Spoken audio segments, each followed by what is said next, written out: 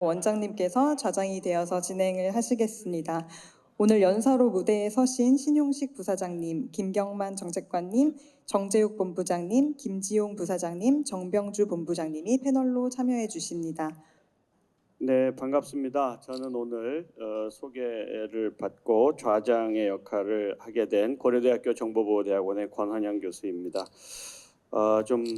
너무 좋은 자리에 또 과중한 책임을 맡겨주셔서 좀 부담스럽기도 하고 또 영광스럽기도 합니다. 우리 박하경 대표님께 감사 말씀드리고 또 박하경 대표님께서 명명하신 이 AI 가치 네트워크를 지난주에 그 언론에 우리 디지털 타임즈에 보도가 나간 이후에 제가 이름을 지은 걸로 아는 사람들이 많은데 오늘 제가 공식적인 자리에서 이 네이밍은 박하경 대표님이 지으신 거를 분명하게 밝혀드립니다.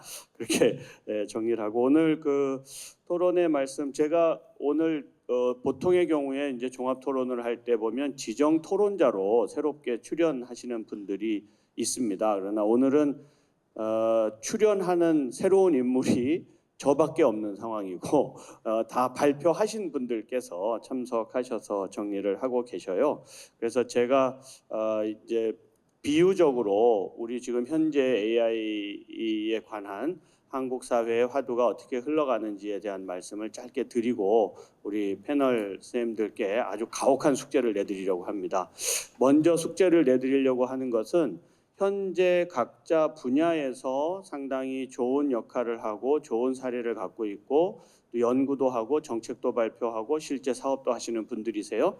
이분들에게 자기 이야기 말고 오늘 참석하신 상대방인가 참여하는 분을 한 분을 지정해서 그분께 특별히 건의하고 싶은 내용이나 그분께 특별히 비판하고 싶은 내용이 있으면 말씀을 해 주십사 하는 숙제를 지금 드리고 이게 언론사니 재밌어야 돼요.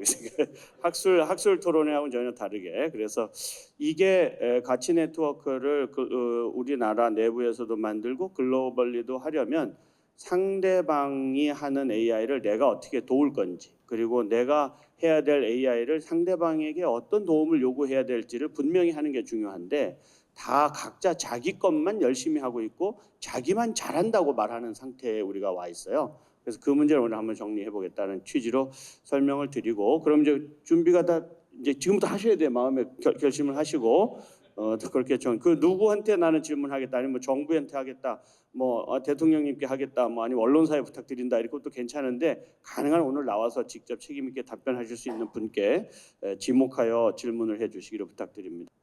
전화가 처음 나왔을 때 전화 없는 비즈니스, 전화 없는 사회생활, 전화 없는 뭐 공무 이런 걸 생각해 보면 야 전화를 안 쓴다는 게 말이 되냐? 이렇게 상황이 되겠죠. 인터넷이 처음 나왔을 때 인터넷을 비즈니스에 쓰지 않는 사람들은 대부분 다 도태가 되었죠. 그래서 뒤늦게도 다 인터넷을 지금 다 씁니다. 핸드폰 마찬가지로 쓰고 있어요. 그러면 지금 AI를 도입하냐 안 하냐의 문제에 대한 이야기는 얘기 자체가 성립이 안 되는 거예요. 그런데 문제는 뭐냐 하면 전화 쓸 때 하고 인터넷 쓸 때 하고 AI 쓸 때가 달라요. 전화는 누가 봐도 뻔하잖아요. 좋아져봤자 버튼 누르는 거 달라지는 것밖에 없어요. 들면 저쪽 사람 소리 들리고 내가 얘기한 거 저쪽에 들리는 거거든. 단순한 기술이니까 그것이 가지고 오는 효용을 이해한 사람이 적용하기가 쉬운 거예요. 인터넷부터는 이제 이게 문제가 좀 복잡해. 일단 컴퓨터를 켤 줄 알아야 돼. 처음에 여러분들 이해 못해요. 처음 인터넷 나왔을 때 컴퓨터 켜서 인터넷에 접속하는 건 대학 졸업 수준이었어요. 지금은 켜면 인터넷이 접속돼 있죠. 핸드폰도 자동으로 돼 있죠. 그 안에 일어나는 모든 일을 우리가 인터넷 접속이 어떻게 되는지 알 필요 있어요? 지금 인터넷으로 주문받고 짜장면 만들어 갖고 보내는 사람이? 필요 없잖아. 인터넷에 들어오건 핸드폰으로 들어오건 전화로 들어오건 이제 전화 들어오면 다 통합이 돼버렸잖아. 그러면 AI를 쓸 때를 생각해 보세요. 이거 더 어려운 거잖아요. 근데 AI를 사람들이 다 공부를 해야 되는 걸로 만들어놨어요, 지금. 오늘 제가 모든 참석하신 전문가들에게 하고 싶은 얘기는 뭐냐면 AI를 그렇게 어렵고 힘든 걸로 만들면 AI가 앞으로 어떻게 돈을 버냐? AI 하려면 학원 다녀야 되고, AI 하려면 회사에서 공부 다시 해야 되고, 또 교육센터 가가지고 또 배우고 와야 되고, 그렇게 해서 AI를 쓰라고 그러면 누가 AI를 쓸 수 있겠어요? 그 돈이 엄청나게 들어가는 돈인데.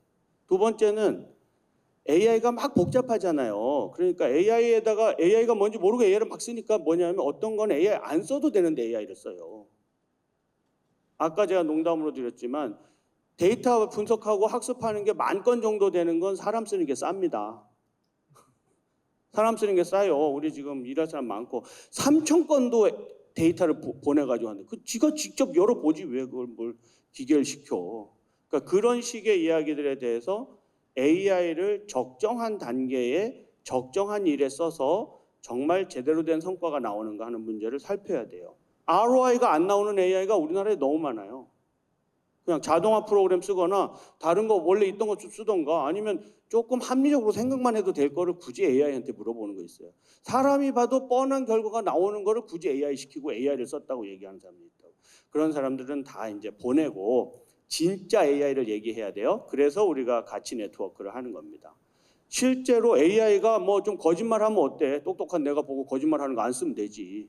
그러니까 이제 살 사람이 거짓말 100번 좋은 말하고 거짓말 한 번 하는 애를 돈 써서 내가 돈을 더 버는 게 10만 원 더 벌 수 있는데 야, 한 번 거짓말 하는 거 안 써. 이렇게 얘기하니까 만드는 사람은 수조 원을 더 써야 돼. 그걸 안 하려면.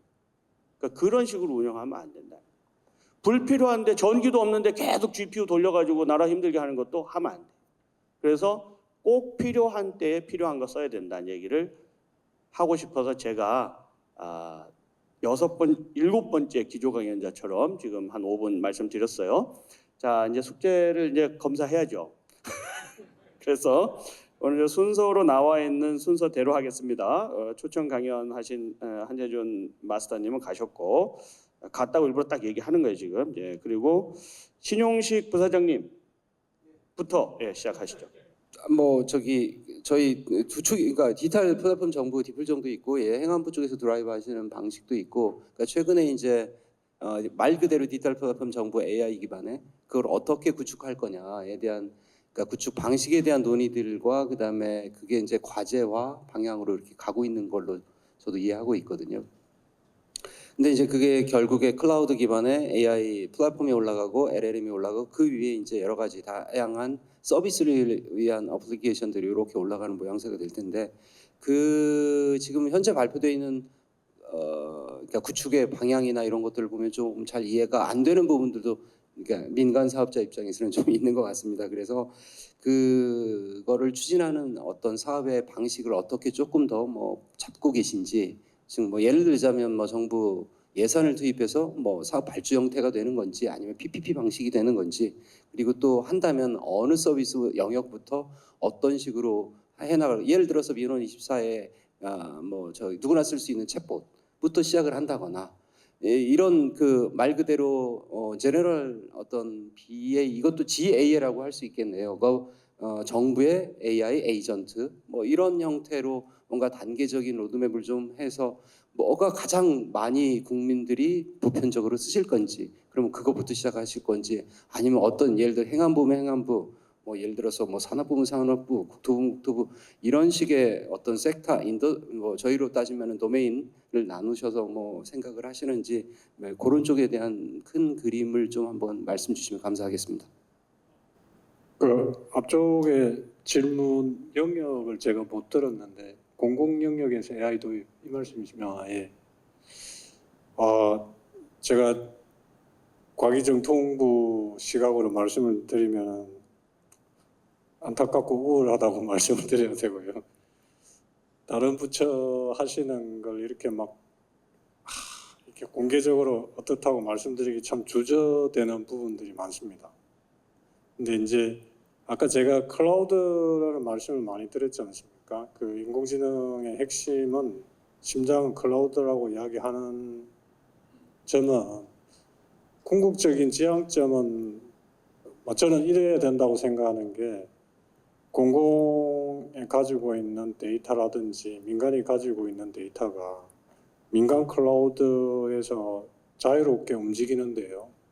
그 자유롭게 움직이는 데이터를 먹이로 우리나라의 LLM이면 좋지만은 그렇지 않다 그런다면은 외국의 LLM이 개발되는 과정이라든지 모디파이 되는 과정에서 좀 더 한국이나 도메인 특화되는 그런 LLM이 공공 서비스를 제공해 줬으면 하는 생각을 합니다. 그런데 이제 지금 질문하시는 그 부분이 상당히 그 진흥에 방점을 두고 있는 우리 가계정통부 입장에서는 속이 조금 쓰리고 민간에 계신 분들도 왜 저럴까 하는 부분에 접점이 있다고 생각하는 게 결국은 이제 보안에 대한 생각과요. 그리고 이제 공공을 어떻게 개방하는 것에 대한 가치 판단의 문제이기 때문에 지금 그런 지적을 하신다고 생각을 하고 있습니다. 그래서 이제 지금 망 분리 이야기부터 시작해서 그리고 이제 국정원에서 엊그제 조금 발표가 될 것 같지만은 이제 멀티 리스크에 대한 개념에 따라서 CSO 구분하겠다고 하고 그런 데이터들이 온프라미스로 갈 거냐, PPP로 갈 거냐, 민간한테 줄 거냐 이런 부분들에 대해서도 사실 조금은 저희 부처 입장으로서는 그렇게 썩 완전 찬성한다 이런 말씀은 드리기가 되게 어려운 영역이고요. 그래서 제가 이제 그냥 결론적으로 말씀을 드렸지만 어떤 식으로든지 한 발 한 발 나아가는 방향점은 반드시 이제 공공 민간 클라우드가 데이터가 민간 클라우드에 올려져야 되고요.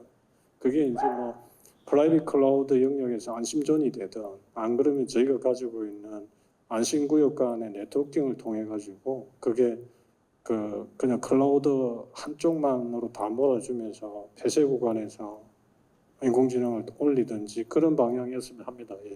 예, 이 김경만 국장님 말씀 앞으로는 답변을 좀 짧게 해주세요. 공격도 빨리빨리 하고 답변도 빨리빨리 해야 돼. 전투가 벌어졌을 때는 빨리빨리 해야 되는데 그 지금 신용식 부사장님 말씀하신 내용 중에 공공에서 하는 사업 방식이나 공공에서 운영하는 AI의 방향은 DPG에서 어느 정도 방향을 제시하고 있고 또 행정안전부에서 그걸 후속 작업을 진행을 하고 있고 그중에 일부 인프라따는 정통부가 맡아서 대응을 하고 있어요. 제가 DPG의 위원이기도 하고 행안부의 디지털정부혁신위원장을 맡고 있어서 내용을 조금 알아서 말씀을 드리는 건데 그 지금 민투형으로 정리하는 것도 방식을 준비하고 있고 사업 방식을 아주 획기적으로 바꾸어서 기존에 하던 SI 방식이 아닌 새로운 형태의 사업 모델도 개발해 나가고 있습니다. 그래서 그 내용은 아마 이 정부 내에서 혁신적으로 갈 수 있을 거라고 생각을 하고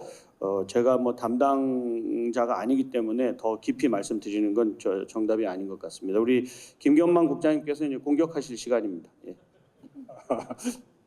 그래서 이제 저도 이 부분에 상당히 관심이 많은데요. 최근에 보면은 이제 금융위에서 그 망분리 개념에 조금 벗어나서 실제 이제 AI를 금융권에 도입하겠다고 말씀을 하시면서 규제 샌드박스 개념 도입을 하면서 금융권 전체에 AI 도입 이야기가 논의가 되고 있거든요.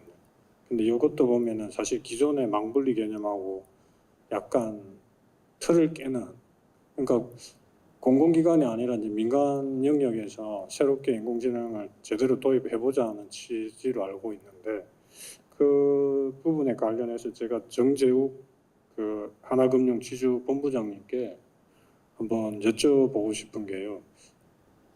실제 얼마나 효과가 있을 거냐. 두 번째로는 공공도 사실 가지고 있는 크리티컬하고 그리고 비밀스러운 데이터도 많지만 금융권도 그에 못지 않은데 금융권이 이런 작업을 통해서 좀 성공적인 모델을 국가 전체에 제시를 한다면 국가도 좀 그런 식으로 갈 수 있는 기폭제가 되지 않을까 하는 측면에서 여쭤봅니다.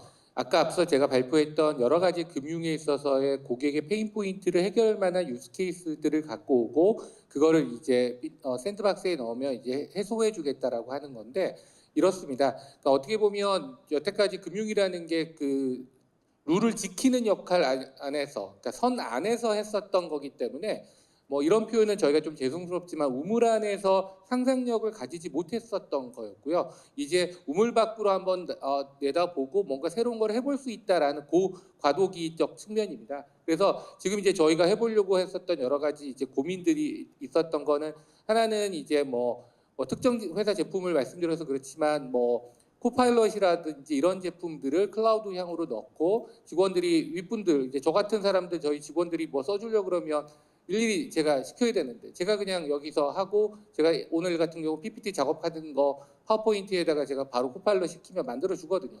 예, 그렇게 되면 앞서 말씀드렸던 전반적인 뭐 인구 노령화, 그 다음에 전반적인 이제 직원들이 감소되고 그런 것들을 AI가 어떻게든 대체되는 여러 가지 효과들을 업무 효율성 관점에서 어느 정도 거둘 수 있다. 이게 지금 저는 첫 번째로 꼽고 싶은 거고요. 두 번째는 이제 결국은 고객 앞의 유스 케이스인데 이게 제가 제일 고민하는 겁니다. 이제 고객 앞에 얼마나 정확한 정보 그리고 이제 금융이 크게 두 가지입니다. 하나는 고객의 재산권을 보호해야 된다는 거 하나, 두 번째 고객의 정보 내지는 고객이 어떤 재산을 가지고 있다라는 그 정보를 보완하는 거, 이 두 가지적 측면인데 이 두 가지적 측면은 아직 제가 아무리 고민을 해봐도 생성형 AI가 지나가기에는 아직 좀 시간을 좀 더 가져야 되겠다라는 측면이고 그게 지금 이번에 규제 샌드박스에서 나온 내용도 가명 데이터에 한해서 CRM 정도로 활용하는 정도로 활용하지 고객한테 바로 제공하는 생성형 AI는 안 된다라고 지금 나와 있기 때문에 일단은 그 정도로 생각하고 있습니다. 네, 정본부장님 차례입니다.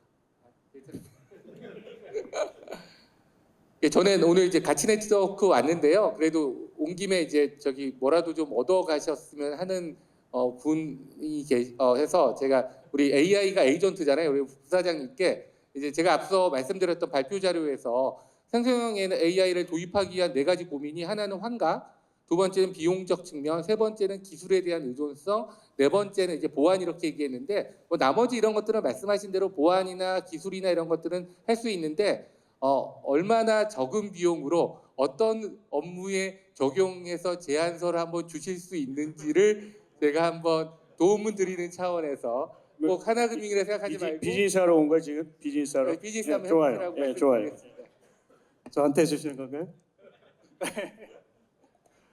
그 부분은 저희가 봐야 되지만 저희가 지금 특히 생성형 AI를 도입하려면 제일 큰 비용이 GPU입니다. 지금 엔비디아 고성능 GPU, H100이라든지 A100이라든지 또 그 유스 케이스에 따라서 여러 가지 GPU가 있는데 그 GPU가 제일 크고 그 다음에 이제 LLM을 이제 퍼블릭 환경에서 쓴다면 여러 가지 무료로 쓸 수 있는 것도 있지만 실제로 이런 온프렘이라든지 기업 내 정보하고 섞어서 쓰려면 LLM도 이제 비용을 주고 해야 됩니다. 그래서 제일 큰 비용 두 가지가 클라우드 사용료도 있지만 얼마만큼 고성능의 GPU를 필요로 하느냐 또 LLM을 쓰느냐 이런 부분들인데 대부분들 아까도 말씀하셨듯이 모든 유즈 케이스가 최고의 사양의 GPU가 필요한 건 아니거든요. 그래서 저희가 말씀을 드릴 수 있는 것들은 이제 그런 유즈 케이스를 분석을 해보고 거기에 따라서 실제로 밖에 오픈을 써도 되는 퍼블릭을 써도 되고 무료 LLM을 써도 되고 이런 부분들은 많이 있습니다. 그래서 유즈 케이스마다 최적의 LLM, 최적의 GPU를 가지고 저희가 필요한 것들은 싼 사양으로 해결할 수 있는 것들은 싼 사양으로 해결을 하고 또 꼭 비싼 GPU가 필요한 것들은 그런 식으로 해서 최적의 유즈 케이스에 적합한 비용을 산출할 수 있다. 그리고 또 하나는 저희가 엔비디아 GPU 같은 경우는 엔비디아하고 아주 밀착되게 협업을 하면서 기술 지원을 해드리고 있고 여러 가지 문제가 생겼을 때 바로바로 해결을 해드릴 수 있습니다. 그래서 가장 효율적으로 엔비디아 GPU를 쓸 수 있는 것들을 노하우가 많이 있으니까 그런 부분들도 기술 전수를 해드릴 수 있습니다. 숫자는 말씀 못 드리지만 그런 유스 케이스를 주시면 거기에 가장 최적화된 오늘 그 하나금융지주와 삼성 SDS 영업하러 온 자리가 아니니까 되니까 여기까지만 하겠습니다. 네, SDS는 또 엔비디아하고 같은 산호세에 또 캠퍼스가 일부 있죠. 그래서 맞습니다. 지금 네. 그런 식으로 장사를 하시는 것 같은데 여기까지만 제가 안내하고 김지용 부사장님도 이제 차례가 왔어요. 이분들이 이상하게 협의를 한 것처럼 다음 사람한테 이렇게 마이크를 넘겨요. 저는 그러면 다음에 니아의 정 본부장님께 질문을 드리겠습니다. 제가 아직 한국에 온 지 얼마 안 돼서 잘 모르는 걸 수도 있습니다. 그래서 조금 이해를 해주시고 제 경험에 지금 하다 보니까 국가 특히 공공 분야, 금융 분야 이런 쪽에 보면은 기관들이 많이 있습니다. 그래서 아직도 헷갈리고요. 근데 약간의 제가 느낀 점은 정부 기관들에서는 굵직굵직한 것들은 이제 규제를 잡아주고 이제 규제보다는 확산에다가 조금 포커스를 둬서 모든 공공기관들이 효율적으로 클라우드도 쓰고 AI도 쓰고 이렇게 했으면 좋겠다 싶은데 지금 저희가 사업을 하다가 보면 이렇게 부딪히는 부분들이 약간 그런 확산보다는 각각의 부서에서 규제라든지 또 우리 부서에서 만든 거니까 아까 포모라는 말씀도 하셨는데 여기서 한 거기 때문에 저기서는 못 쓰고 이런 부분들이 상당히 많이 있는 것 같습니다. 저희가 지금 농진청하고도 뭐 얘기를 하고 있는데 인공위성 데이터를 쓰고 싶어 해요. 인공위성에서 찍은 사진 데이터. 그래서 제 생각에는 기상청 인공위성도 있고 기상청에서 한 그걸 가지고 쓰면 안 되냐.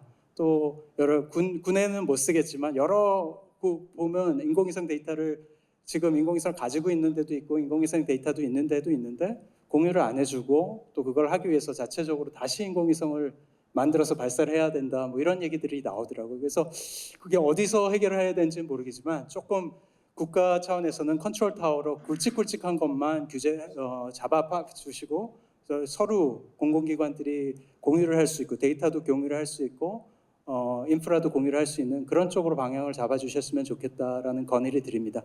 이건 우리 국장님께 질문이 갔으면 더 좋은 답변이 갔을 것 같은데 저에게도 또 숙제를 한다는 입장에서 말씀을 드리면 그 데이터 부분은 우리 우리 K 데이터도 있고 또 저희도 하고 있지만 현재는 인공지능 학습을 위한 많은 데이터들이 필요한 건 사실이고요. 물론 이제 일부 중복될 수도 있고 하지만 각각 필요마다 그 데이터들이 잘 쓰이고 있다는 말씀을 드리고 먼저 싶고요.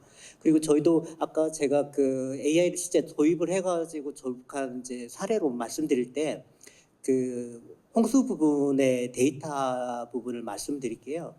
먼저 이렇게 홍수 위험 지도를 만들려 하게 되면 그 지역에 예를 기존의 공간 정보 데이터를 다 가져와야 돼요.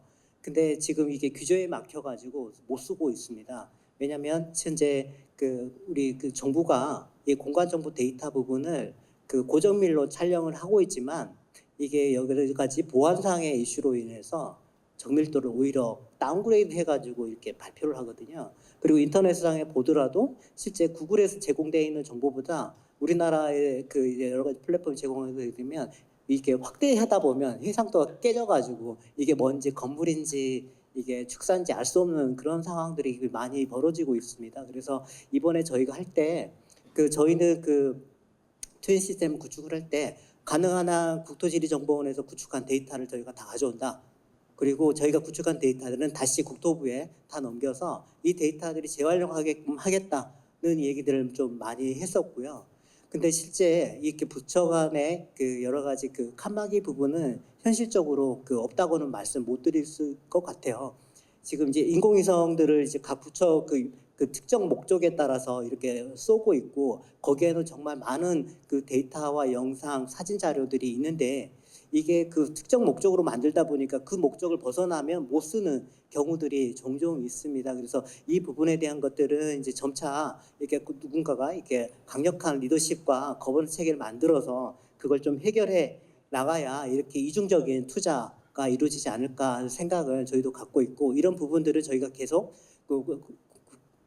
국무조정실을 통해서 규제 개선을 해달라 이런 요구를 하고 있고 특히 이제 아까 공간정보 부분은 국토부에서도 같이 저희랑 협업해서 이렇게 규제 개선에 동조하고 있는 입장이다는 말씀드리겠습니다. 본인 질문이 있으실까요? 지금 한 분이 좀 남아 있는 것 같아가지고 네. 드려야 될 것 같습니다. 저희 신용식 부사장님께 드리겠습니다. 저희가 이제 AI 사업을 하다 보면 이제 글로벌 기업과 또 국내 기업들과 같이 만나서 얘기를 많이 하게 되는데 실제 우리 고객들 입장을 좀 들어보면 이게 뭐 그 솔직한 얘기인지 아니면 부분적인지는 잘 모르겠는데 국내 모델이 해외 모델에 비해서 성능이 떨어진다 이 얘기들을 솔직히 좀 많이 듣는 편이거든요. 근데 우리나라도 뭐 그 수조씩을 투자해서 이렇게 모델 만들어져 있고 또 한국어에 특화되어 있는 모델은 굉장히 경쟁력이 있다고 하게 되는데 최근에 해외 그 모델들 적용해 보면 그 번역도 잘하고 있고 한국스러운 이렇게 그 표현들도 굉장히 많이 지금 나오고 있거든요. 그렇게 봤을 때 지금 또 한편에서는 그 소버린 AI라는 주제를 가지고 우리나라의 어떤 고유한 이런 AI 모델을 갖춰야 된다는 얘기도 나오고 있는데 정말 우리가 그 글로벌 그 기업에 비해서 경쟁력을 갖고 있는지 그리고 우리가 앞으로 이렇게 산업 생태계를 끌어가기 위해서 우리 그 국내 기업들이 해야 될 역할 그리고 정부의 기대가 되는 부분을 말씀 주시면 감사하겠습니다. 그 아까도 저 발표 때 말씀드렸던 것 같은데요. 사실 소버린 AI라는 주제를 놓고 보면은 그거를 그 국내 그러니까 저희 한국에만의 문제는 아닌 것 같습니다. 그러니까는 그 빅테크들이 하고 있는 데를 제외하고 과연 그거를 저희가 따라갈 수 있냐, 그 속도와 규모와 뭐 비용을 따라갈 수 있겠느냐라는 참 퀘스천이 많은 것 같습니다. 아시는 것처럼 저희도 A.XLLM이라는 저희 자체 모델이 있습니다. 물론 파라미터 사이즈나 뭐 성능이나 지금 말씀하신 것처럼 고객분들이 지금 저희 LLM을 본격적으로 써보고 계시지는 않은데요. 그걸 가지고 사실은 다양한 어플리케이션에 저희도 적용을 하기 시작을 하고 있습니다. 예를 들어서 저희 그 고객분들이 실제 이제 쓰실 수 있는 티월드 많이 쓰시는데요. 티월드에 들어가시면은 이제 티월드 챗봇 예를 들어서 그리고 저희 T 다이렉트 샵이라고 온라인 몰이 있는데 거기에서 쓰실 수 있는 그런 챗봇이라든가 요 챗봇의 형태의 이제 뒷단에 여러 가지 이제 기능들이 들어갈 텐데요. 그리고 마찬가지로 저희 내부적으로는 그 예를 들자면 그 고객센터 저희가 한 5,000명 정도, 5,100명 정도가 저희 고객센터에 상담사분들이 계십니다. 그분들을 대체한다는 개념보다는 사실은 도와주는 말 그대로 어시스트 해주는 기능으로서의 여러 가지 고객분들로부터 전화가 왔을 때 상담사가 이렇게 왔다 갔다 고객분하고 통화할 때 그걸 듣고 AI가 뭔가 미리 자료를 막 꺼내준다거나 그리고 상담이 끝나고 나면 지금은 이제 상담사가 그 상담 후 처리를 해야 되거든요. 그런 것들을 AI가 이제 도와주는 그런데 그 백단에 보면 이제 저희 A.XLLM을 지금 적용을 시작을 하고 POC를 하고 파일럿을 하고 있습니다. 그러니까 이제 이게 저희 고객분들이 쓰는 입장에서는 아까 티월드에 들어간 챗봇도 있지만 사실은 에이다 서비스이거든요. 그러니까 그동안 에이다 서비스가 저희가 그 최근까지 했을 때는 슈퍼앱을 지향을 했었습니다. 근데 아까 발표 때도 잠깐 말씀드렸지만 사실은 그거를 다이버전스로 저희가 가기로 했고 그렇게 되면 사실은 그 프라이머리 에이전트는 이제 에이다시라는 걸 존재를 하게 되지만 뒷단에 세컨더리 앱들은 다양한 고객분들이 쓰시는 앱에 들어가서 같이 이제 상호 작용을 하게 될 것 같거든요. 그래서 그런 부분을 해결해 나가는데 저희 A.XLLM만 가지고 해결 불가능할 거라고 저희는 생각을 하고 있습니다. 그래서 뭐 퍼플렉시티라든가 그다음에 오픈 AI라든가 저희가 엔스로픽 이런 쪽과의 협력을 하면서 특정 부분은 저희의 이제 자체 LLM으로 해결을 하고 왜냐하면 비용과 그다음에 보안의 이슈가 크리티컬한 영역들이 있습니다. 그런 부분에서는 저희가 그렇게 쓰려고 하고 있고요. 특히나 이제 엔터프라이즈 영역으로 들어가면 그 요구 사항은 더 많이 있으신 것 같습니다. 그러니까 비용을 좀 줄일 수 있는 딱 그 문제만을 잘 푸는 스몰 LLM, SLM이라고 하는 그 영역에 대해서는 저희가 최대한 저희 자체 뭐 국가 입장에서는 소버린 AI를 저희가 그래도 누군가는 해야 되는 입장인 것 같고요. 거기에 당연히 말씀하신 거를 GPU 비용, 그다음에 그걸 학습시키기 위한 데이터 비용, 그다음에 거기에 들어가는 이 AI 전문가들의 비용이 다 투입이 됩니다. 근데 아까 서두에 그 교수님 말씀하셨던 것처럼 이게 ROI가 지금 나와 이 관점에서 보면 저희 안 해야 됩니다. 사실은 해서는 안 되는 일이거든요. 사업으로서는 사실은 그 LLM을 자체적으로 그렇게 만들어가지고 하지만 누군가는 해야 될 일이고 그다음에 그게 있어야 사실은 아까 협력의 연결고리를 저희는 만든다고 생각을 하고 있습니다. 그러니까 아무런 그 카드가 없는 경우와 그렇지 않은 경우는 분명히 있고, 그다음에 그게 그래도 어렵지만 저희가 한다고 보면 그 영역, 아까 말씀드렸던 특정 영역에서는 충분히 잘 할 수 있을 거라고 생각을 하고 있고, 역시나 그 부분에서는 그러니까 저희가 열심히 투자를 하고 있습니다. 그래서 처음 아까 발표 때도 말씀드렸던 것처럼 그 가치 네트워크의 크기는 결국 협력의 크기라고 저희는 생각을 하고 있습니다. 그래서 자간과 협력의 이 두 축을 함께 좀 잘 만들어 가려고 노력을 하고 있습니다. 네, 이제 보니까 이제 세 분 사업자 측에서 자기 할 거 다 한 것 같아요. 그래서 할 일 다 자랑 다 하셨으니까 이제 5분 남았는데 패널 분들께 마지막 질문을 하나 더 드리고 30초씩 답변할 수 있는 내용으로 드릴게요. 그리고 플로어에서 한두 분 정도 말씀을 듣도록 하겠습니다.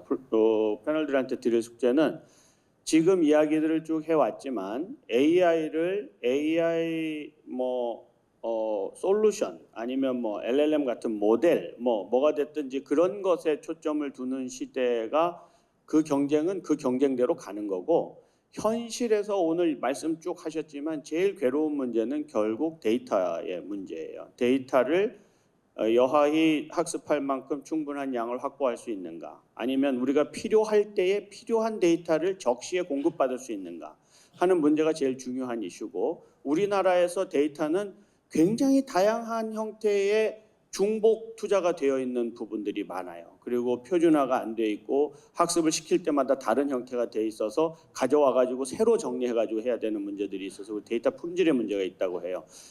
우리가 내셔널리 데이터 거버넌스를 잘 만들어서 필요할 때 필요한 데이터를 적시에 공급할 수 있는 체계를 만드는 것이 모델을 만드는 것보다, AI 모델을 만드는 것보다 결코 덜 중요하지 않은 거예요. 결코. 그래서 그 문제는 신경을 쓰지 않고 돈 투자해서 보여주는 거에다가 지금 굉장히 애를 쓰면서 돈의 낭비가 심해지는 상태가 있어요. 그래서 이 문제를 어떻게 해결하면 좋을지에 대한 생각, 아니면 경험들이 있으면 30초씩만 하고요. 우리 혹시 나도 꼭 한마디 해야 되겠다. 여태까지 앉아 있었던 게 아깝다. 네. 저 아까 나한테 인사할 때 저 호주에서 오신 분이라고 그랬는데. 네. 네, 말씀해 주세요.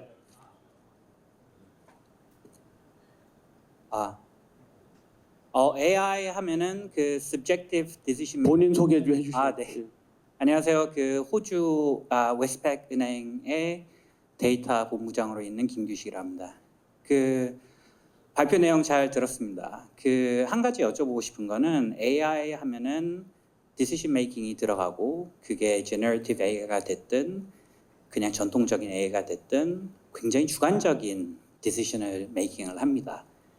그 디시션을 메이킹을 할 때 그 호주 금감원 같은 경우에는 사람이 그 루프에 꼭 들어가야 한다.